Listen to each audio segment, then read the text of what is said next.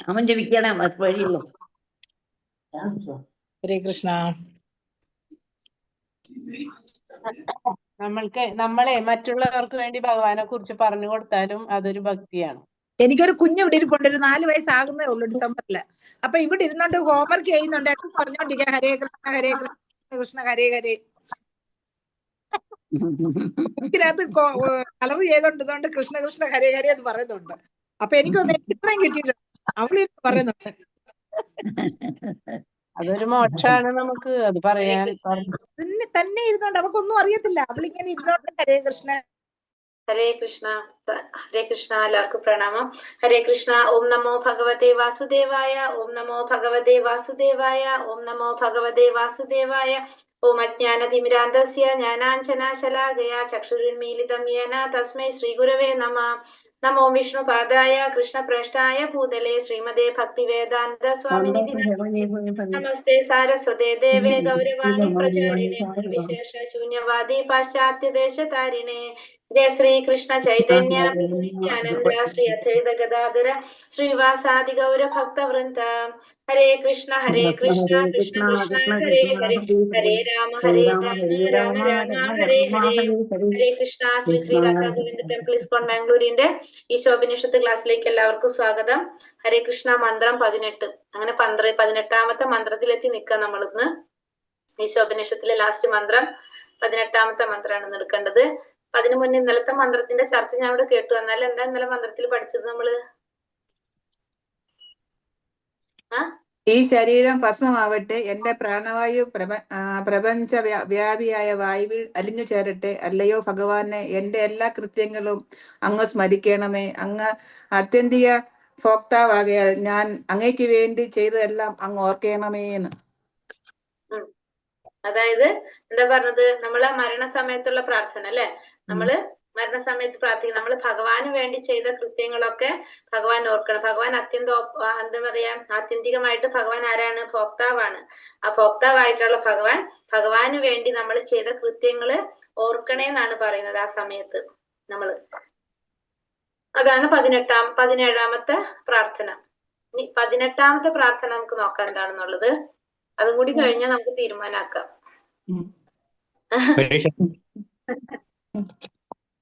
ഹരേ കൃഷ്ണ. ഞങ്ങൾ എന്ത് ചെയ്താലും ഞങ്ങള് മാതാജിനെ ഒപ്പം കൂട്ടും. എന്തായാലും നല്ലതായാലും ചീത്തയായാലും. അപ്പൊ ഞാൻ നിങ്ങളിരുത്തി നാമം ജപിക്കൂടെ? ഞങ്ങള്. ഹരേ കൃഷ്ണ. ഈശോപനിഷത്ത് മന്ത്രം 18. ഓം നമോ ഭഗവതേ വാസുദേവായ. അഗ്നേ നയ സുപതാരായ അസ്മാൻ വിശ്വാനി ദേവ വയുനാനി വിദ്വാൻ യൂയോധ്യസ്മജ്ജു ഹുരാണമേനോ ഭൂയിഷ്ടം തേ നമ ഉക്തിം വിധേമ.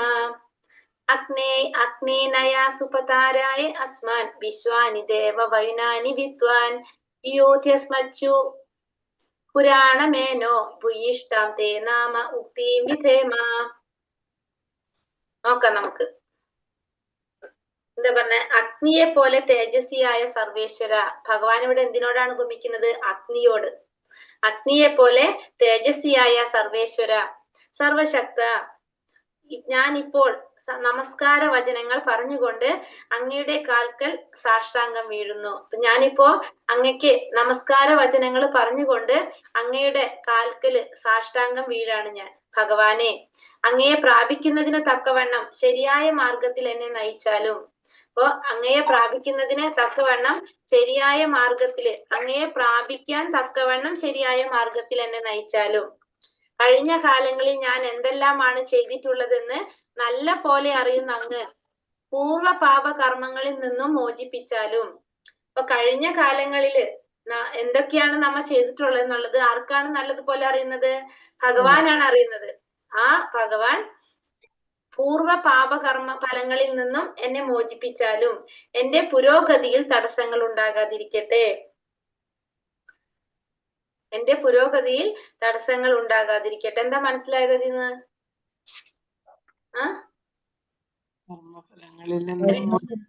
സറണ്ടർ ചെയ്യുന്നു ഭഗവാനല്ലേ? അപ്പൊ നമ്മൾ ഭഗവാനോട് സാഷ്ടാംഗം വീണ് പ്രണമിച്ച് പ്രാർത്ഥിക്കുകയാണ്. എന്താ പ്രാർത്ഥിക്കുന്നത്? ഇനി വേറെ ഒരു ഓപ്ഷൻ ഇല്ല നമുക്ക്. ഈ ജന്മത്തിൽ മാത്രമല്ല, കഴിഞ്ഞ കാലങ്ങളിൽ, അതായത് കഴിഞ്ഞ ജന്മങ്ങളിൽ നമ്മൾ എന്തൊക്കെ ചെയ്തിട്ടുള്ളത് നല്ലതുപോലെ ആർക്കാണ് അറിയുന്നത്? ഭഗവാനാണ് അറിയുന്നത്. അപ്പൊ കഴിഞ്ഞ ജന്മങ്ങളിലും ചെയ്തിട്ടുള്ളത് എന്താണെന്ന് നല്ലതുപോലെ അറിയുന്ന അങ്ങ് ആ പൂർവ്വപാപ കർമ്മങ്ങളിൽ നിന്ന് മോചിപ്പിച്ച് എന്റെ പുരോഗതിയിൽ തടസ്സങ്ങൾ ഉണ്ടാകാതിരിക്കട്ടെ എന്ന്, തടസ്സങ്ങൾ ഉണ്ടാകാതിരിക്കാൻ പ്രാർത്ഥിക്കുകയാണ്. അപ്പൊ പുരോഗതി എന്ന് വെച്ചാൽ എവിടേക്കാണ് നമ്മൾ പോണത്? ഭഗവാന്റെ ധാമത്തിലേക്ക്.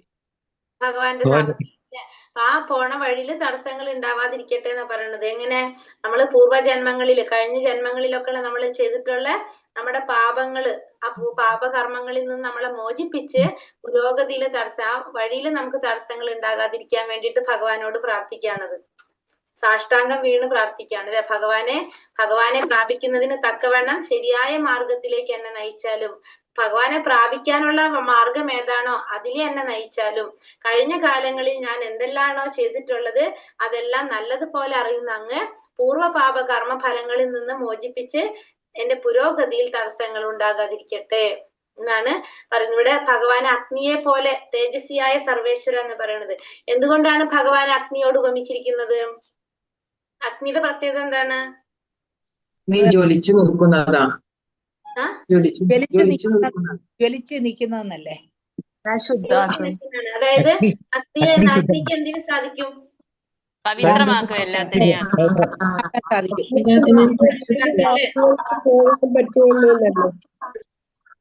അഗ്നി എല്ലാത്തിനെയും പരിശുദ്ധമാക്കും. ചുട്ടരിച്ച് ചാമ്പലാക്കാനായിട്ട് സാധിക്കും അഗ്നിക്ക്. എല്ലാത്തിനെയും ചുട്ടരിച്ച് കളയാനായിട്ട് സാധിക്കില്ലേ?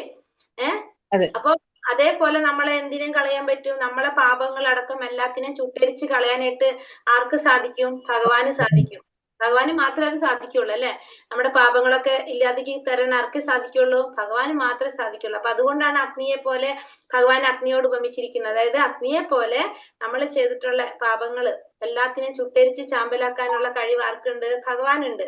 അതുകൊണ്ടാണ് ഇവിടെ ഭഗവാനെ അഗ്നിയായിട്ട് സംബോധന ചെയ്തിരിക്കുന്നത്. അഗ്നിയെ പോലെ തേജസ്വിയായ സർവേശ്വര എന്ന് പറയാനായിട്ട് അതുകൊണ്ടാണ് കാരണം.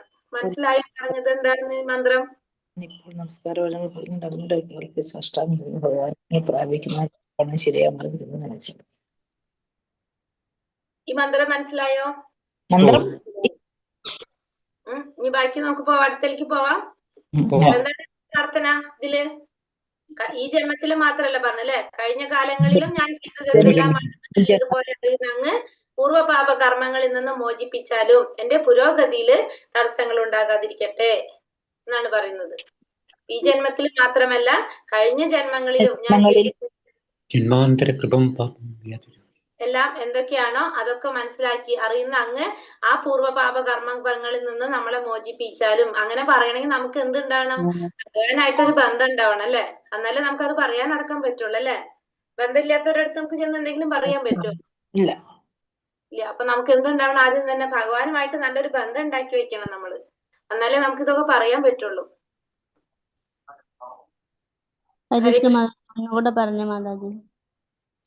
ഇവിടെ എന്താ പറഞ്ഞത്? അഗ്നിയെ പോലെ തേജസ്വിയായ സർവേശ്വരൻ. ഭഗവാൻ ഇവിടെ അഗ്നിയോടാണ് ഉപമിച്ചിരിക്കുന്നത്. സർവശക്ത, ഞാനിപ്പോൾ നമസ്കാര വചനങ്ങൾ പറഞ്ഞുകൊണ്ട് അങ്ങയുടെ കാൽക്കൽ സാഷ്ടാംഗം വീഴുന്നു. അപ്പൊ ഭഗവാനെ നമസ്കരിച്ചുകൊണ്ട് പറയാണ്. എന്താ പറയുന്നത്? അങ്ങയെ പ്രാപിക്കാൻ തക്കവണ്ണം ശരിയായ മാർഗത്തിൽ എന്നെ നയിച്ചാലും, അപ്പൊ അങ്ങയെ പ്രാപിക്കാനുള്ള ഒരു മാർഗം, ആ മാർഗത്തിലൂടെ എന്നെ നയിച്ചാലും, കഴിഞ്ഞ കാലങ്ങളിൽ ഞാൻ എന്തെല്ലാമാണോ ചെയ്തിട്ടുള്ളത്, ഈ കഴിഞ്ഞു പോയ ജന്മങ്ങളിലെല്ലാം ഞാൻ എന്തെല്ലാമാണോ ചെയ്തിട്ടുള്ളത് അത് നല്ലതുപോലെ അറിയാവുന്ന അങ്ങ് എന്ത് ചെയ്യണം? എന്റെ പൂർവ്വപാപ കർമ്മഫലങ്ങളിൽ നിന്നും എന്നെ മോചിപ്പിച്ച് എന്റെ പുരോഗതിയില് തടസ്സങ്ങൾ ഉണ്ടാകാതിരിക്കാനായിട്ട് ചെയ്യണം എന്ന് പറയുന്നത്. അതായത് തടസ്സങ്ങൾ ഉണ്ടാകാതിരിക്കാൻ സഹായിക്കുക. അതിനു വേണ്ടിയിട്ടാണ് ഭഗവാനോട് പ്രാർത്ഥിക്കുന്നത്. അപ്പൊ കഴിഞ്ഞു പോയ ജന്മങ്ങളിൽ അല്ലെങ്കിൽ കാലങ്ങളില് എന്തൊക്കെ നമ്മൾ ചെയ്തിട്ടുണ്ടെന്ന് അറിയുന്ന, നല്ലതുപോലെ അറിയുന്ന ഭഗവാനോട് നമ്മുടെ ആ പൂർവ്വപാപ കർമ്മ ഫലങ്ങളിൽ നിന്ന് നമ്മളെ മോചിപ്പിച്ച് നമ്മളെ പുരോഗതിക്ക് തടസ്സങ്ങൾ ഉണ്ടാകാതിരിക്കാനായിട്ട് പ്രാർത്ഥിക്കുകയാണ് നമ്മളിവിടെ. കഴിഞ്ഞ കാലങ്ങളില് നമ്മൾ ചെയ്തിട്ടുള്ള കർമ്മങ്ങൾ എന്തെല്ലാമാണോ അതിന്റെ പൂർവ്വപാപ കർമ്മങ്ങളിൽ നിന്ന് ഫലങ്ങളിൽ നിന്നെല്ലാം നമ്മളെ മോചിപ്പിച്ച് നമ്മുടെ പുരോഗതിയിൽ തടസ്സങ്ങൾ ഉണ്ടാകാതിരിക്കാനായിട്ട് ഭഗവാനോട് പ്രാർത്ഥിക്കുന്നതാണ് 18ാമത്തെ മന്ത്രം. പരമദിവ്യോത്തമ പുരുഷനായ ഭഗവാന്റെ അകാരണ കാരുണ്യത്തിന് വേണ്ടി പ്രാർത്ഥിച്ചും ആത്മാർപ്പണം ചെയ്തും ഭക്തന് പരിപൂർണമായ ആത്മസാക്ഷാത്കാരത്തിന്റെ പാതയിൽ പുരോഗതി നേടാവുന്നതാണ്. ഭഗവാന്റെ പരമദിവ്യോത്തമ പുരുഷനായ ഭഗവാന്റെ അകാര കാരുണ്യത്തിന് വേണ്ടി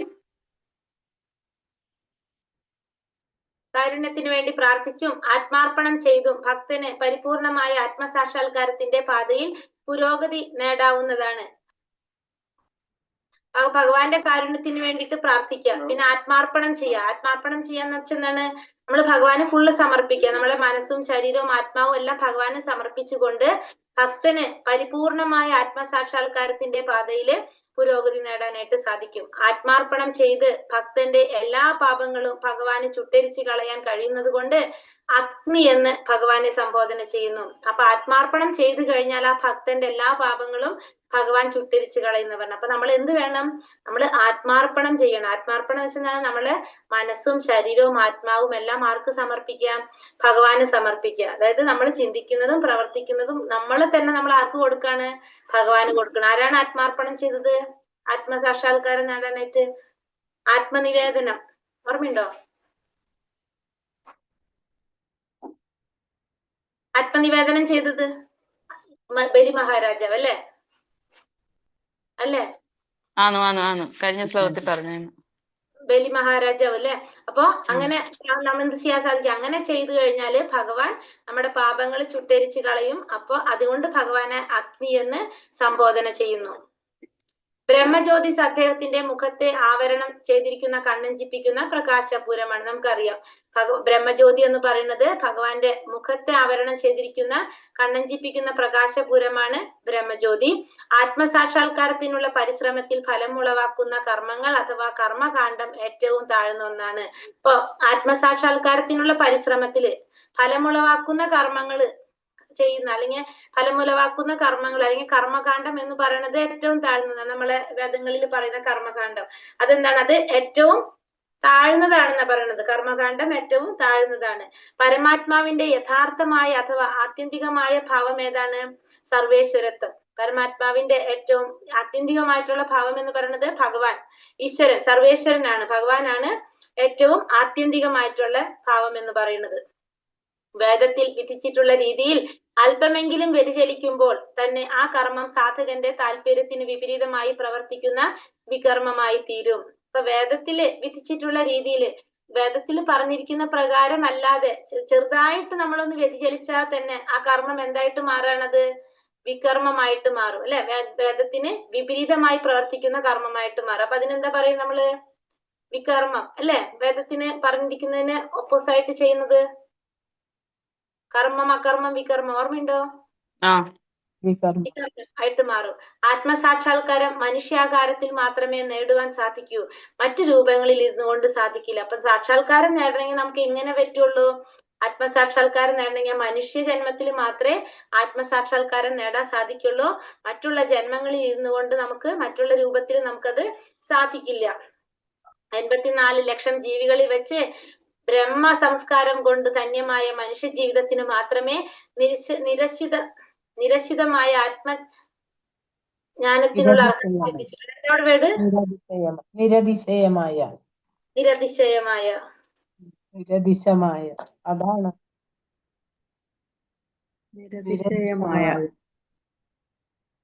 നിരതിശയമായ തന്നെയാണോ? നിരതിശയമായ.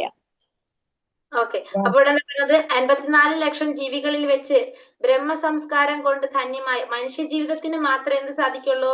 ആത്മജ്ഞാനത്തിന് അർഹത നേടാൻ സിദ്ധിച്ചിട്ടുള്ളൂ. ആത്മജ്ഞാനത്തിന് അർഹത നേടാനായിട്ട് ആർക്ക് മാത്രമേ സാധിച്ചിട്ടുള്ളൂ? ബ്രഹ്മസംസ്കാരം കൊണ്ട് തന്നെ മനുഷ്യ ജന്മത്തിന് മാത്രമേ സാക്ഷാത്കാരം നേടാനായിട്ട് സാധിക്കുന്നുള്ളൂ. സത്യം, ഇന്ദ്രിയ നിഗ്രഹം, തിതിക്ഷ അതായത് ക്ഷമ, സാരല്യം, സമ്പൂർണമായ ജ്ഞാനം, ഈശ്വരനിൽ സമ്പൂർണമായ വിശ്വാസം എന്നിവയെല്ലാം ബ്രഹ്മസംസ്കാരത്തിന്റെ ലക്ഷണങ്ങളാണ്. ഇപ്പൊ ബ്രഹ്മസംസ്കാരത്തിന്റെ ലക്ഷണങ്ങൾ എന്ന് പറയുന്നത് എന്താണ്? സത്യം, പിന്നെന്താണ് പറയുന്നത്? ഇന്ദ്രിയ നിഗ്രഹം, നിഗ്രഹം, ക്ഷമ, സാരല്യം, സമ്പൂർണമായ ജ്ഞാനം, ഈശ്വരനിൽ സമ്പൂർണമായ വിശ്വാസം. ഇതൊക്കെയാണ് ബ്രഹ്മ സംസ്കാരത്തിന്റെ ലക്ഷണങ്ങൾ എന്ന് പറയുന്നത്. ഏതൊക്കെയാ പറഞ്ഞത്? സത്യം, ഇന്ദ്രിയ നിഗ്രഹം, പിന്നെ ക്ഷമ, സാരല്യം, സമ്പൂർണമായ ജ്ഞാനം, ഈശ്വരനിൽ സമ്പൂർണമായ വിശ്വാസം. ഇതെല്ലാം ബ്രഹ്മ സംസ്കാരത്തിന്റെ ലക്ഷണങ്ങളാണ് എന്ന് നമുക്ക് പറയാനായിട്ട് സാധിക്കും. ഹരേ കൃഷ്ണ മാതാജി, ഈ സാരല്യം എന്ന് പറഞ്ഞാൽ എന്താ?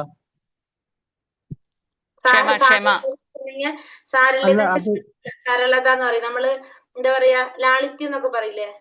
ഓ ശരി ശരി. ഓ ശരി. ഓ നന്ദി മാതാജി.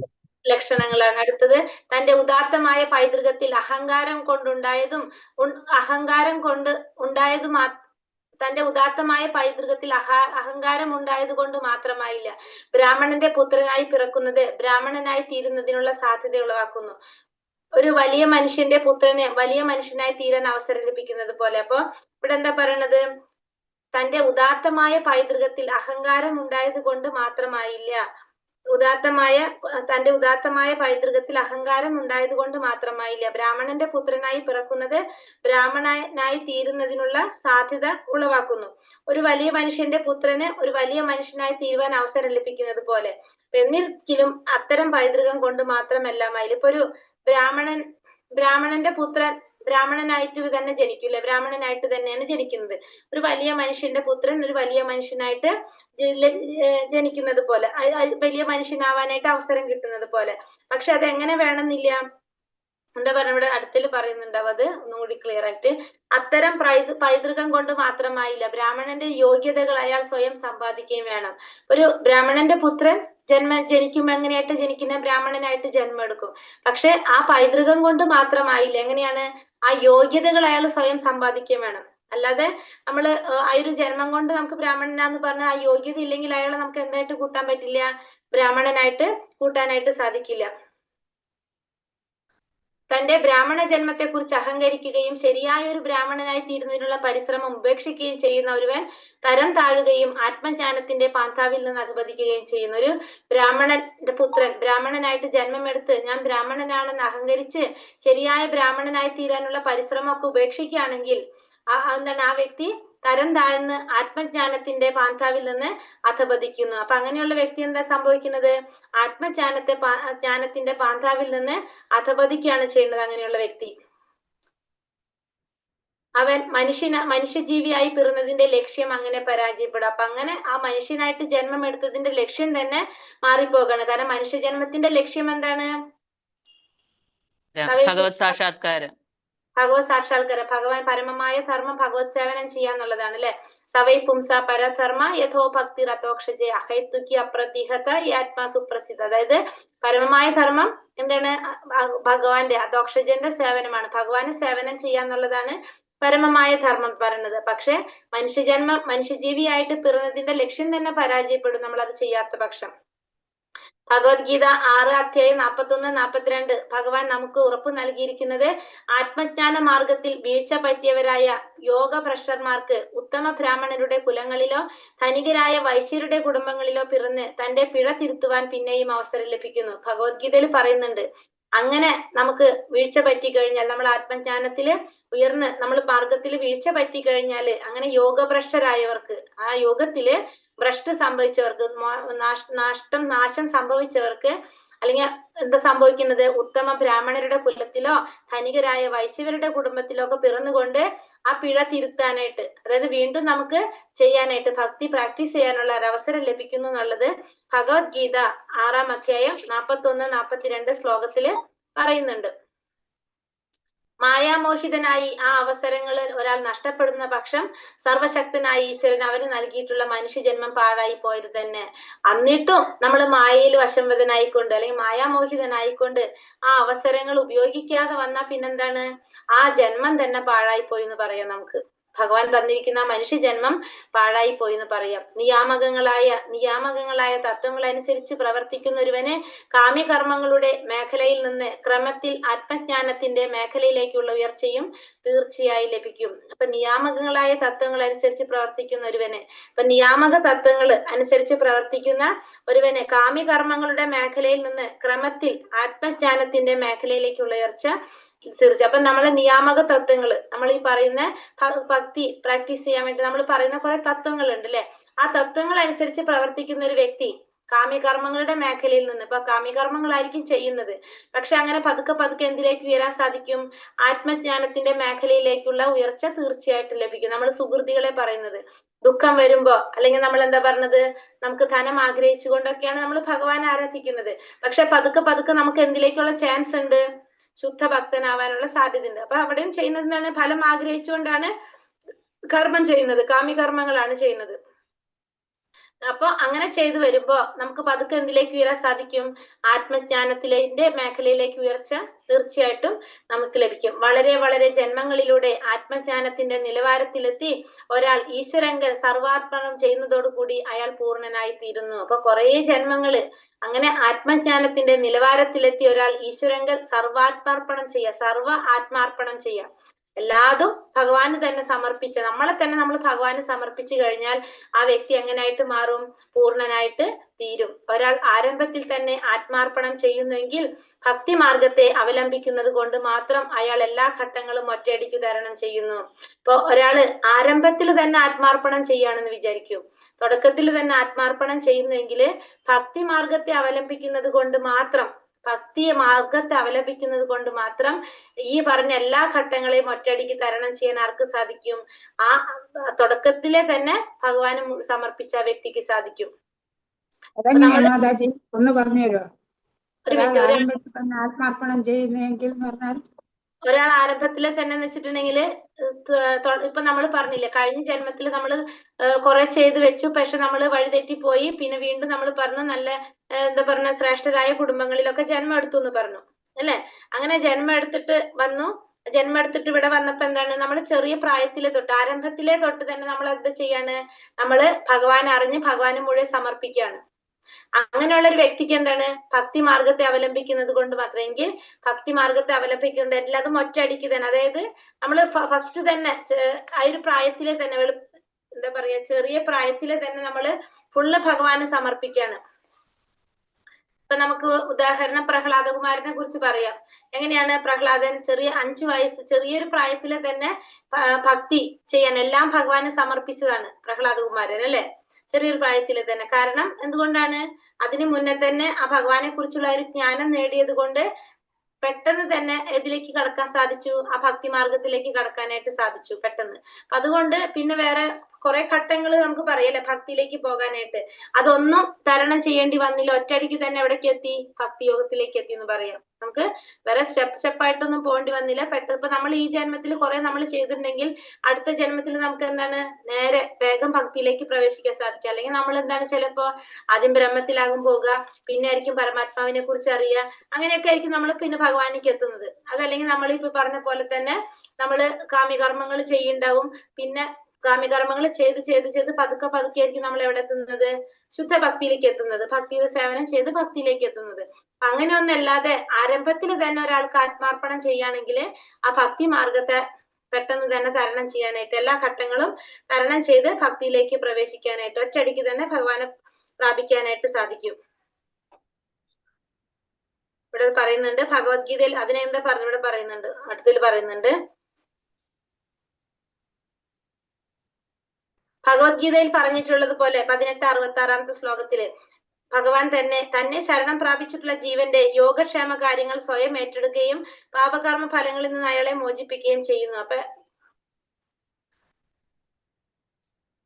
ഭഗവത്ഗീതയിൽ 1866 എന്താ പറയുന്നത്? മാമേകം ശരണം വ്രജ എന്ന് പറയുന്നത്, എന്നെ മാത്രം ശരണം പ്രാപിക്കുക, ഭഗവാനെ മാത്രം ശരണം പ്രാപിച്ചിട്ടുള്ള ഒരു ജീവന്റെ എല്ലാ കാര്യങ്ങളും ഭഗവാൻ ഏറ്റെടുത്ത് പാപകർമ്മങ്ങളിൽ നിന്ന് മോചിപ്പിക്കുന്നതാണ് 66 ശ്ലോകത്തിൽ പറയുന്നത്. ഭഗവാനെ മാത്രം ശരണം പ്രാപിക്കുന്ന ഒരു വ്യക്തിയുടെ എല്ലാ തരത്തിലുള്ള എന്തിൽ നിന്നും മോചിപ്പിക്കുന്ന പറയുന്നത് യോഗക്ഷേമ കാര്യങ്ങൾ സ്വയം ഏറ്റെടുത്ത് പാപകർമ്മ ഫലങ്ങളിൽ നിന്നും മോചിപ്പിക്കും, നീ ഭയപ്പെടേണ്ട എന്ന് പറയണം അല്ലെ ആ ശ്ലോകത്തില്. അപ്പൊ അങ്ങനെ എങ്ങനെയാണ് ചെയ്യുന്നത്? ഭഗവാനെ തന്നെ ശരണം പ്രാപിച്ചിട്ടുള്ളൊരു ഒരു വ്യക്തിയുടെ കാര്യമാണ് അവിടെ ഭഗവാൻ പറയുന്നത്. മാമേകം ശരണം, ഭഗവാനെ മാത്രം ശരണം പ്രാപിക്കുക. കർമ്മകാണ്ഡത്തിൽ വളരെ പാപകർമ്മങ്ങൾ ഉൾക്കൊള്ളുന്നുണ്ട്, ജ്ഞാനകാണ്ഡത്തിൽ താരതമ്യേന പാപകർമ്മങ്ങൾ ചുരുക്കണം. അപ്പൊ കർമ്മകാണ്ഡത്തിൽ എന്താണ്? കർമ്മം ചെയ്യുന്നത്, കർമ്മത്തില് അതിൽ കുറെ പാപകർമ്മങ്ങളുണ്ട്, പക്ഷെ ജ്ഞാനകാണ്ഡത്തിൽ താരതമ്യേന പാപകർമ്മങ്ങള് കുറവാണ്. കാരണം എന്തുകൊണ്ടാണ്? കർമ്മകാണ്ഡത്തില് പ്രവർത്തനങ്ങൾ കൂടുതലായിരിക്കും. അതുകൊണ്ട് സ്വാഭാവികമായിട്ടും എന്തുണ്ട് അവിടെ? പാപകർമ്മങ്ങൾ ഉൾക്കൊള്ളുന്നു. ജ്ഞാനകാണ്ഡം എന്ന് വെച്ചിട്ടുണ്ടെങ്കിൽ എന്താണ്? തത്വചിന്താ പദ്ധതിയാണ്. അപ്പൊ അവിടെ എന്ത് കുറവാണ്? പാപകർമ്മങ്ങള് ചുരുക്കമാണ്. ഭക്തിയുടെ മാർഗത്തിൽ സഞ്ചരിക്കുന്നവന് പാപകർമ്മങ്ങൾ ചെയ്യുന്നതിനുള്ള അവസരം ഒട്ടുമില്ലെന്ന് തന്നെ പറയാം. അപ്പൊ ഭക്തി മാർഗത്തിൽ സഞ്ചരിക്കുകയാണെങ്കിൽ അവൻ എന്തിന്റെ അവസരം ഉണ്ടാവില്ല? പാപകർമ്മങ്ങൾ ചെയ്യാനുള്ള അവസരം ഉണ്ടാവില്ല. ഭഗവത് ഭക്തന് അവിടുത്തെ ഗുണങ്ങൾ തന്നെ ലഭ്യമാകുന്നു. അപ്പൊ ഭഗവാന്റെ ഭക്തന് എന്ത് കിട്ടാണ്? ഭഗവാന്റെ ഗുണങ്ങൾ തന്നെ, അവിടുത്തെ ഗുണങ്ങള് തന്നെ ലഭ്യമാകും ഭഗവാന്റെ ഭക്തന്. ഒരു യഥാർത്ഥ ഭക്തൻ ബ്രാഹ്മണ കുലത്തിലല്ല ജന്മം എടുത്തതെങ്കിലും അയാൾക്ക് യാഗാദികൾ ചെയ്യുന്നതിന് അധികാരമുള്ള ബ്രാഹ്മണന്റെ യോഗ്യതകൾ താനും ലഭിക്കുന്നു. ഒരു ഭക്തൻ ബ്രാഹ്മണ കുലത്തിലല്ല ജന്മം എടുത്തതെങ്കിൽ തന്നെ, ഇപ്പൊ കഴിഞ്ഞ ജന്മത്തിൽ ചെയ്ത കർമ്മം അനുസരിച്ചായിരിക്കും വേറൊരു കുലത്തിൽ വന്നിട്ട് ജന്മം എടുക്കുന്നുണ്ടാവുക. പക്ഷെ എങ്കിലും ആ വ്യക്തിക്ക് യാഗം ചെയ്യാനായിട്ട് അധികാരമുള്ള ഒരു ബ്രാഹ്മണന്റെ യോഗ്യതകള് താനും ലഭിക്കും. എങ്ങനെയുള്ളവരാണ്? ഒരു ഭക്തന്. ഭക്തൻ എന്ന് വെച്ചാല് ആ ഭഗവാന് മുഴുവനും സറണ്ടർ ആയിട്ടുള്ള ഒരു വ്യക്തിക്ക് ആ ബ്രാഹ്മണന്റെ യോഗ്യതകളെല്ലാം തന്നെത്താനെ ലഭിക്കും. കാരണം ജന്മം കൊണ്ട് ആ വ്യക്തി എന്താണ്? വേറൊരു കുലത്തിലാണ് ജനിച്ചത്. പക്ഷെ എന്താണ്? ആ ആ കഴിഞ്ഞ ജന്മത്തിന്റെ എന്തോ കാരണം കൊണ്ടാണ് ഈ ഒരു കുലത്തിൽ ജന്മം എടുക്കേണ്ടി വന്നത്. പക്ഷെ അതിനുശേഷം പിന്നെന്താണ്? ഈ ജന്മത്തില് ഭഗവാന്റെ ഭക്തനായി ഭഗവാന് സേവനം ചെയ്യുന്നതോടെ ആ ചെയ്തതിന്റെ കർമ്മങ്ങളെല്ലാം മാറി ആ വ്യക്തിക്ക് ഏതിലേക്ക് ഉയർന്നു? ഒരു ബ്രാഹ്മണന്റെ യോഗ്യതകള് നേടാനായിട്ട് സാധിക്കും. അങ്ങനെ യാഗാദികളൊക്കെ ചെയ്യാനുള്ള യോഗ്യതകൾ ലഭിക്കുകയാണ്. സർവശക്തനായ ഭഗവാൻ എല്ലാവരുടെയും ഹൃദയത്തിൽ ഇരിക്കുന്നത് കൊണ്ട് അദ്ദേഹത്തിന് അവിടെ ഇരുന്നു കൊണ്ട് തന്നെ തന്റെ ആത്മാർത്ഥ ഭക്തന് ശരിയായ മാർഗത്തിൽ പ്രവേശിക്കുന്നതിന് വേണ്ടതായ നിർദ്ദേശങ്ങൾ നൽകുവാൻ കഴിയും. ഇപ്പൊ സർവശക്തനായ ഭഗവാൻ എല്ലാവരുടെയും ഹൃദയത്തിൽ ഇരിക്കുന്നത് കൊണ്ട് അദ്ദേഹത്തിന് അവിടെ ഇരുന്നു കൊണ്ട് തന്നെ ആത്മാർത്ഥ ഭക്തന് ശരിയായ മാർഗത്തിൽ പ്രവേശിക്കുന്നതിന് വേണ്ട നിർദ്ദേശങ്ങൾ നൽകാൻ കഴിയും. അപ്പൊ ഒരു ആത്മാർത്ഥ ഭക്തന് ശരിയായ മാർഗത്തിൽ പോകേണ്ട ആ നിർദ്ദേശങ്ങൾ നൽകാൻ ആർക്ക് സാധിക്കും? ഭഗവാന് സാധിക്കും. കാരണം ഭഗവാൻ എല്ലാ ഭക്തന്മാരുടെ ഹൃദയത്തിലും, എല്ലാവരുടെ ഹൃദയത്തിലും, ഭക്തന്മാരുടെ എല്ലാവരുടെ ഹൃദയത്തിലും ആരുണ്ട്? പരമാത്മാ രൂപത്തിൽ ഭഗവാൻ ഇരിക്കുന്നുണ്ട്. അവര് അവിടെ ഇരുന്നു കൊണ്ട് ഭഗവാന് നമുക്ക് വേണ്ട നിർദ്ദേശങ്ങളും ഉപദേശങ്ങളും നൽകാനായിട്ട് ഭഗവാന് സാധിക്കും. ശ്രീമദ് ഭാഗവതം 11-ാം സ്കന്ധം 5-ാം അധ്യായം 42-ാം ശ്ലോകത്തിൽ പറയുന്നു, സ്വപാദമൂലം ഭജതാ പ്രിയസ്യ ത്യക്താനഭ്യ ഭാവസ്യ ഹരി പരേശഃ വികർമ്മ യച്ചോത്പതിതം കഥാചിത് തൂനോതി സർവം ഹൃദി സന്നിവിഷ്ടം. ഭഗവാൻ ഭക്തനിൽ അത്രത്തോളം കൃപാമയനാണ്. ഭക്തൻ ചിലപ്പോൾ വികർമ്മവുമായി ബന്ധപ്പെടുന്നു എങ്കിൽ പോലും, വേദവിരുദ്ധമായ പ്രവൃത്തികളിൽ ഏർപ്പെടുന്നു എങ്കിൽ പോലും അവന്റെ ഹൃദയത്തിൽ ഇരുന്നു കൊണ്ട് ഭഗവാൻ അവനെ വിലക്കുന്നു. എന്തുകൊണ്ടെന്നാൽ ഭക്തന്മാർ ഭഗവാൻ അത്രത്തോളം പ്രിയപ്പെട്ടവനാണ്. അപ്പൊ ഭഗവാൻ ഭക്തനിൽ അത്രത്തോളം കൃപാമയനാണ്. ഭക്തൻ ചിലപ്പോൾ എന്താണ്? വികർമ്മവുമായി ബന്ധപ്പെടുന്നു എങ്കിൽ പോലും, വികർമ്മം എന്ന് വെച്ചാൽ എന്താണ്? ശാസ്ത്രത്തില് ചെയ്യാൻ പാടില്ല എന്ന് പറയുന്ന കാര്യം, വേദവിരുദ്ധമായ പ്രവർത്തികളിൽ ഏർപ്പെടുന്നു എങ്കിൽ പോലും എന്താണ്? അവന്റെ ഹൃദയത്തിൽ ഇരുന്നു കൊണ്ട് ഭഗവാൻ അവനെ വിലക്കും. എന്തുകൊണ്ടെന്നാൽ ഭക്തന്മാർ ഭഗവാൻ അത്രത്തോളം പ്രിയപ്പെട്ട. അപ്പൊ ഭക്തന്മാര് വികർമ്മം അങ്ങനെ ചെയ്യുണ്ടെങ്കിൽ ആ ഭക്തന്റെ ഹൃദയത്തിൽ ഇരുന്നു കൊണ്ട് ഭഗവാൻ എന്ത് ചെയ്യും? ആ ചെയ്യുന്ന കർമ്മത്തിനെ വിലക്കും. അത്രത്തോളം ഭഗവാന് പ്രിയപ്പെട്ടവനാണ് ഭഗവാന്റെ ഭക്തന്മാരെന്ന് ഭഗവാൻ പറയാണ്, ഭാഗവതത്തില് പറയുന്നതാണത്. ഈ മന്ത്രത്തിൽ ഭക്തൻ ഭഗവാനോട് തന്റെ ഹൃദയത്തിൽ ഇരുന്നു കൊണ്ട് തന്റെ തെറ്റ് തിരുത്തുവാൻ പ്രാർത്ഥിക്കുകയാണ്. അപ്പൊ ഈ മന്ത്രത്തിൽ എന്താ ചെയ്യുന്നത്? ഒരു ഭക്തൻ ഭഗവാനോട് പ്രാർത്ഥിക്കുകയാണ് തന്റെ ഹൃദയത്തിൽ ഇരുന്നു കൊണ്ട് തന്റെ തെറ്റ് തിരുത്തുവാൻ വേണ്ടിയിട്ട്. ഈശ്വരനിൽ സർവവും സമർപ്പിക്കുന്നത് കൊണ്ടും ഈശ്വരന്റെ നിർദ്ദേശങ്ങൾ അനുസരിച്ച് നടക്കുന്നത് കൊണ്ടും മാത്രം എല്ലാ പ്രശ്നങ്ങളും പരിഹൃതങ്ങളായി തീരുന്നു. അപ്പൊ ഈശ്വരനെല്ലാം അർപ്പിക്കുക, പിന്നെ ഈശ്വരന്റെ നിർദ്ദേശങ്ങൾ അനുസരിച്ച് നടക്കുക. ഒന്ന്, എല്ലാം ഭഗവാന് സമർപ്പിക്കുക. രണ്ടാമത്തത് ഭഗവാന്റെ നിർദ്ദേശം അനുസരിച്ച് നടക്കുക. അങ്ങനെ ഉണ്ടെങ്കിൽ നമ്മുടെ എല്ലാ പ്രശ്നങ്ങൾക്കും പരിഹാരമായിരിക്കും. കാരണം ഭഗവാൻ പറയുന്നത് അനുസരിക്കണം, ഭഗവാൻ അർപ്പിക്കണം എല്ലാതും, പിന്നെ ഭഗവാന്റെ നിർദ്ദേശങ്ങൾ അനുസരിക്കുക. അങ്ങനെയാണെങ്കിൽ നമുക്ക് നമ്മുടെ പ്രശ്നങ്ങൾക്കെല്ലാം പരിഹാരം ഉണ്ടാക്കാൻ സാധിക്കും. ഈശ്വരൻ 2 രീതിയിലാണ് മാർഗനിർദ്ദേശം നൽകുന്നത്. എങ്ങനെയൊക്കെയാണ്? 2 രീതിയിലാണ് ഭഗവാൻ നമുക്ക് നിർദ്ദേശങ്ങൾ നൽകുന്നത്. ഒന്നാമത്തത് എങ്ങനെയാ പറഞ്ഞത്? ഋഷികളും വേദങ്ങളും ആത്മീയ ഗുരുക്കന്മാരും മുഖേന. ഒന്നാമത്തെ രീതി എങ്ങനെയാണ്? ആചാര്യന്മാരിലൂടെ, ഗുരുക്കന്മാരിലൂടെ അല്ലെങ്കിൽ വേദങ്ങളിലൂടെയൊക്കെയാണ് നമുക്ക് ഒരു തരത്തില് ഭഗവാൻ മാർഗനിർദ്ദേശം തരുന്നത്. മറ്റൊരു രീതി ഭക്തന്റെ ഹൃദയത്തിൽ ഇരുന്നു കൊണ്ട് നേരിട്ട് നൽകുക. രണ്ടാമത്തത് ഭക്തന്റെ ഹൃദയത്തിൽ ഇരുന്നിട്ട് നേരിട്ട് നൽകുന്നത് ഒന്നാമത്തത് വേദങ്ങൾ മുഖേന, ശാസ്ത്രങ്ങൾ മുഖേന, ഗുരുക്കന്മാര് മുഖേന നമുക്ക് നൽകുന്നത്. രണ്ടാമത്തത് ഭക്തന്റെ ഹൃദയത്തിൽ ഇരുന്നു കൊണ്ട് നേരിട്ട് നൽകുന്നത്. ഇപ്രകാരം ഭക്തൻ വേദജ്ഞാനിയായി തീരുകയും എല്ലാ വിധത്തിലും സംരക്ഷിക്കപ്പെടുകയും ചെയ്യുന്നു. അപ്പൊ ഇങ്ങനെ ഒരു ഭക്തൻ എന്താണ്? വേദജ്ഞനായിട്ട് തീരാണ്, വേദജ്ഞാനിയായിട്ട് തീരും, എല്ലാ വിധത്തിലും സംരക്ഷിക്കപ്പെടുകയും ചെയ്യുന്നു.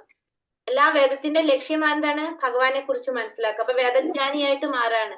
ഒരു ഗുരുവിന്റെ രൂപത്തിലാണ് ഭഗവാൻ ഭക്തന് ദർശനം നൽകുന്നത്. ഒരു ഗുരുവിനെ ആശ്രയിക്കുന്നതിന് ഒരാൾക്ക് അവസരം കിട്ടിയാൽ തീരുമാനിക്കാൻ അയാൾ ഈശ്വരാനുഗ്രഹത്തിന് പാത്രമായിരിക്കുന്നുവെന്ന്. അപ്പൊ ഗുരുവിന്റെ രൂപത്തിലാണ് ഭഗവാൻ ഭക്തന് ദർശനം നൽകുന്നത്. എങ്ങനെയാണ്? ഗുരുവിന്റെ രൂപത്തിലാണ്. അപ്പൊ ഗുരുവിനെ ആശ്രയിക്കുന്നതിന് ഒരാൾക്ക് അവസരം കിട്ടിക്കഴിഞ്ഞാൽ, അപ്പൊ ഗുരു ആശ്രയം എടുക്കുക. നമ്മൾ ഗുരുവിനെ ആശ്രയിക്കുന്നതിന് ഒരാൾക്ക് അവസരം കിട്ടിക്കഴിഞ്ഞാൽ നമുക്ക് എന്ത് മനസ്സിലാക്കാൻ സാധിക്കും? അയാൾക്ക് ഭഗവാന്റെ അനുഗ്രഹത്തിന് പാത്രമായി എന്ന് മനസ്സിലാക്കാനായിട്ട് സാധിക്കും. അപ്പൊ ഗുരുവിനെ ആശ്രയിക്കാനായിട്ട് അവസരം നമുക്ക് വന്നു കഴിഞ്ഞാൽ, ഗുരു ആശ്രയം എന്ന് പറയില്ല നമ്മള്, അപ്പൊ അതിന് നമുക്ക് അവസരം കിട്ടിക്കഴിഞ്ഞാൽ നമുക്ക് എന്ത് മനസ്സിലാക്കാം? ഭഗവാന്റെ അനുഗ്രഹത്തിന് നമ്മൾ പാത്രമായി എന്ന് മനസ്സിലാക്കാനായിട്ട് സാധിക്കും. കാരണം ഭഗവാൻ തന്നെയാണ് ആര്? ഗുരു. ഭഗവാൻ ഗുരുവിന്റെ രൂപത്തിലാണ് നമുക്ക് ദർശനം നൽകുന്നത്. ഭഗവാന്റെ ഹരേ കൃഷ്ണ. എന്റെ നെറ്റിന്റെ പ്രോബ്ലം ഉണ്ടോ?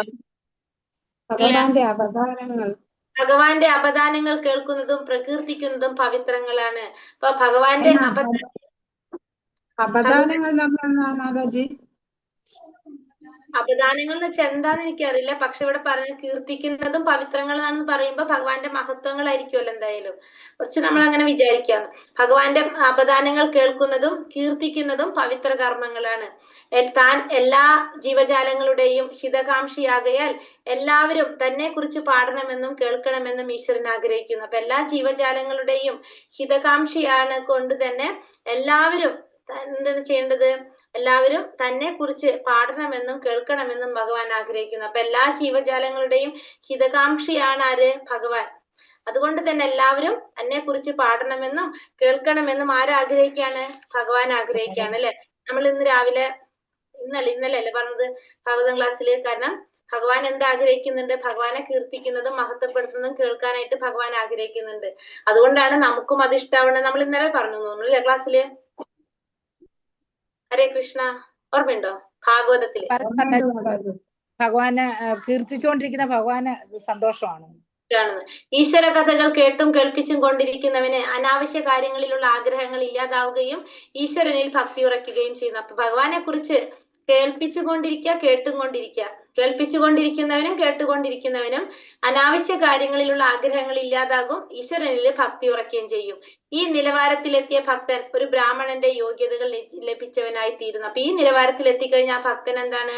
ഒരു ബ്രാഹ്മണന്റെ യോഗ്യതകൾ ലഭിച്ചവനായിട്ട് പറയാനായിട്ട് സാധിക്കും. പ്രകൃതിയുടെ താഴ്ന്ന തരം ഗുണങ്ങൾ, അതായത് തമോ ഗുണം രജോ ഗുണം, അവനിൽ നിന്ന് എന്നേക്കുമായിട്ട് തിരോഭവിക്കുമ്പോ ആ ബ്രാഹ്മണന്റെ യോഗ്യതകൾ ലഭിച്ച ഒരു വ്യക്തിയിൽ നിന്ന് രജോ ഗുണവും തമോ ഗുണമൊക്കെ എന്നേക്കുമായിട്ട് ഇല്ലാതാകുകയും ചെയ്യും. ഭഗവാന്റെ മാർഗത്തെയും ഭഗവത് പ്രാപ്തിക്കുള്ള ഉപായത്തെയും അവൻ അറിയുന്നു. എല്ലാ സംശയങ്ങളും അസ്തമിക്കുന്നത് കൊണ്ട് അവൻ പരിശുദ്ധ ഭക്തിയുടെ ഉടമയായിട്ട് മാറും. അപ്പൊ ഭഗവാനിലേക്ക് എത്താനുള്ള മാർഗത്തെക്കുറിച്ചും ഭഗവാനെ പ്രാപിക്കാനുള്ള ഉപായത്തെക്കുറിച്ചും എല്ലാം ആ ഭക്തന് മനസ്സിലാക്കാൻ സാധിക്കും. കാരണം രജോ ഗുണം തമോ ഗുണമൊക്കെ പോയി അപ്പൊ എല്ലാ സംശയങ്ങളും അസ്തമിക്കുന്നത് കൊണ്ട് അവൻ ആരായിട്ട് മാറും? പരിശുദ്ധ ഭക്തിയുടെ ഉടമയായിട്ട്, പരിശുദ്ധ ഭക്തനായിട്ട് മാറുകയും ചെയ്യും. ഹരേ കൃഷ്ണ കൃഷ്ണ കൃഷ്ണ ഹരേ ഹരേ, ഹരേ രാമ രാമ രാമ ഹരേ ഹരേ, ഹരേ കൃഷ്ണ. സർവം കൃഷ്ണാർപ്പണമസ്തു. ഹരേ കൃഷ്ണ. അപ്പൊ നമ്മള് 18 മന്ത്രം ഇവിടെ തീരാണ്. ഈശോപനിഷത്തിന്റെ ക്വസ്റ്റ്യൻ ആൻസർ ഇല്ല ഇതില്?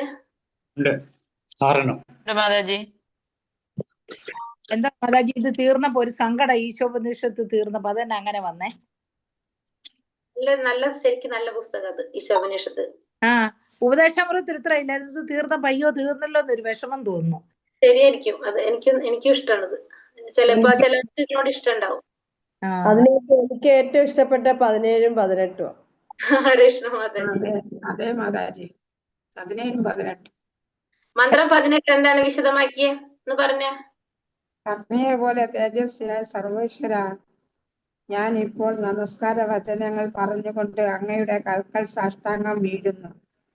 ഭഗവാനെ മനസ്സാ പ്രാപിക്കുന്നതിൽ തക്കവണ്ണം ശരിയായ മാർഗത്തിൽ എന്നെ നയിച്ചാലും കഴിഞ്ഞ ജന്മങ്ങളിൽ ഞാൻ എന്തെല്ലാമാണ് ചെയ്തിട്ടുള്ളത് എന്ന് നല്ല പോലെ അങ്ങ് അറിയുന്നത് പൂർവപാപ കർമ്മങ്ങളിൽ നിന്നും മോചിപ്പിച്ച് എന്നെ പുരോഗതിയിൽ തടസ്സമില്ലാതിരിക്കട്ടെ.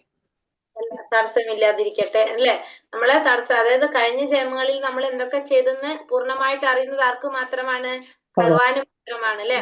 അത് മനസ്സിലാക്കിയിട്ട് നമ്മൾ ആ പാപകർമ്മങ്ങളിൽ നിന്ന് നമ്മളെ മോചിപ്പിച്ച് നമ്മളെ വഴിയിൽ തടസ്സങ്ങൾ ഇല്ലാതിരിക്കാനായിട്ട് പ്രാർത്ഥിക്കുകയാണ് ഈ 18ാമത്തെ മന്ത്രത്തില്. അഗ്നി എന്ന് സംബോധന ചെയ്തിരിക്കുന്നത് ആരെയാണ്? എന്തുകൊണ്ടാണ്? പരമദിവ്യോത്തമ പുരുഷനായ ഭഗവാന്. എന്തുകൊണ്ടാണ്? ആത്മാർപ്പണം ചെയ്യുന്ന ഭക്തന്റെ പാപങ്ങളടക്കം എല്ലാത്തിനെയും ചുട്ടരിച്ച് ചാമ്പലാക്കുന്നതിനുള്ള കഴിവുള്ളത് കൊണ്ടാണ് സർവേശ്വരനായ അദ്ദേഹത്തെ അഗ്നി എന്ന് സംബോധന ചെയ്തിരിക്കുന്നത്. ആത്മാർപ്പണം ചെയ്താലാണ് കേട്ടോ, അല്ലാതെ അല്ല പറഞ്ഞത്. ഭഗവാൻ ആത്മാർപ്പണം ചെയ്യുന്ന ഭക്തന്റെ എന്ത് ചെയ്യാൻ ചുട്ടരിക്കാൻ സാധിക്കും? പാപങ്ങളെല്ലാം. ആത്മാർപ്പണം ചെയ്യുന്ന ഭക്തന്റെ എല്ലാ പാപങ്ങളും ചുട്ടരിച്ച് കളയാനായിട്ട് ഭഗവാന് സാധിക്കും. ഭഗവാന് മാത്രമേ ഇതൊക്കെ ചെയ്യാൻ സാധിക്കുള്ളൂ, വേറെ ആർക്കും സാധിക്കില്ല. അപ്പൊ അങ്ങനെ ചെയ്യുന്നത് കൊണ്ട് ഭഗവാന് അഗ്നി എന്ന് സംബോധന ചെയ്തിരിക്കുന്നത്. ബ്രഹ്മസാക്ഷാത്കാരത്തിന്റെ ലക്ഷണങ്ങൾ എന്തൊക്കെയാ പറഞ്ഞത്? സത്യം, സാരഥ്യം, സമ്പൂർണമായ ജ്ഞാനം, ഈശ്വരന് സമ്പൂർണമായ വിശ്വാസം. അപ്പൊ സത്യം, ഇന്ദ്രിയ നിയന്ത്രണം, പിന്നെ ക്ഷമ, പിന്നെ ചാരുല്യം, സമ്പൂർണമായ ജ്ഞാനം, ഈശ്വരന് സമ്പൂർണമായ വിശ്വാസം. അതായത് ഭഗവാനെ സമ്പൂർണമായ ജ്ഞാനം എന്ന് വെച്ചാൽ ഭഗവാനെ കുറിച്ചുള്ള ജ്ഞാനം, പിന്നെ ഭഗവാനിലെ വിശ്വാസം. ഇത്രയും കാര്യങ്ങളാണ് ലക്ഷണങ്ങൾ പറയുന്നത്. ഭഗവത്ഗീത 6-ാം അധ്യായം 41-42 ശ്ലോകത്തിൽ എന്താ പറയുന്നത്? യോഗത്തിൽ പരാജിതനാകുന്നയാൾ പുണ്യം ചെയ്തവർക്കായുള്ള ഉപരിലോകങ്ങളിൽ ആനന്ദം അനുഭവിച്ചുകൊണ്ട് അസംഖ്യം സംവത്സരങ്ങൾ വാണതിനു ശേഷം നീതിഷ്ഠനായുള്ള പുണ്യാത്മാക്കളുടെയോ ധനികരുടെയോ കുടുംബത്തിൽ വീണ്ടും പിറക്കുന്നു. അല്ലെങ്കിൽ അഭിജ്ഞരായ അതീന്ദ്ര യോഗികളുടെ കുലത്തിൽ പിറന്നു എന്ന് വരാം. തീർച്ചയായും ഈ ലോകത്തിൽ അത്തരത്തിലുള്ള ജന്മം സുദുർലഭമാണ്. അപ്പൊ എന്താണ് പറഞ്ഞത്? നമ്മള് 41 വീഴ്ച പറ്റിക്കഴിഞ്ഞ യോഗഭ്രഷ്ടരായിട്ടുള്ളവര് ഉത്തമ ബ്രാഹ്മണന്മാരുടെ കുടുംബത്തിലോ വൈഷ്ണവരുടെ കുടുംബത്തിലോ, അതായത് ശ്രേഷ്ഠരായവരുടെ കുടുംബത്തിലോ ധനികരുടെ കുടുംബത്തിലൊക്കെ ജന്മം എടുത്തുകൊണ്ട് അവർക്ക് എന്തിനുള്ള അവസരം കിട്ടും? പിന്നെ ഭക്തി ചെയ്യാനുള്ള അവസരം ലഭിക്കുന്നു. അതാണ് ഇതിൽ പറയുന്നത്. പിന്നെ ഭാഗവതം 11-ാം സ്കന്ധം 5-ാം അധ്യായം 42-ാമത്തിൽ എന്താ പറയുന്നത്? ഭഗവാൻ ഭക്തനിൽ അത്രത്തോളം കൃപയാണ്. ഭക്തൻ ചിലപ്പോൾ വിഗ്രഹവുമായി ബന്ധപ്പെടുന്നു, എങ്കിൽ പോലും വേദവിരുദ്ധമായ പ്രവർത്തനങ്ങൾ ഏർപ്പെടുന്നു. ഭഗവാനോട്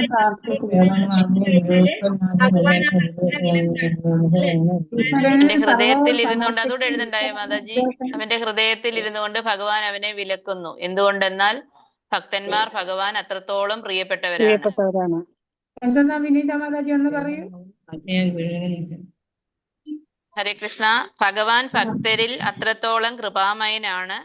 ഭക്തൻ ചിലപ്പോൾ വികർമ്മവുമായി ബന്ധപ്പെടുന്നു, എങ്കിൽ പോലും വേദവിരുദ്ധമായ പ്രവർത്തികളിൽ ഏർപ്പെടുന്നു, എങ്കിൽ പോലും അവന്റെ ഹൃദയത്തിൽ ഇരുന്നു കൊണ്ട് ഭഗവാൻ അവനെ വിലക്കുന്നു. എന്തുകൊണ്ടെന്നാൽ ഭക്തന്മാർ ഭഗവാന് അത്രത്തോളം പ്രിയപ്പെട്ടവരാണ്.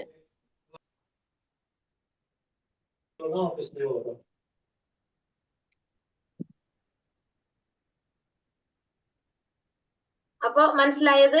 അതിൽ ആ ഭാഗവതത്തിൽ പറഞ്ഞിരിക്കുന്നതാണല്ലോ, അത് കറക്റ്റ് ആയിട്ട് പറയുന്നുണ്ടല്ലോ, അത് മഹാരാജ് പറഞ്ഞല്ലോ. പിന്നെ ഭഗവാൻ 2 രീതിയിൽ മാർഗനിർദ്ദേശം നൽകുന്നത് എങ്ങനെയാണ്?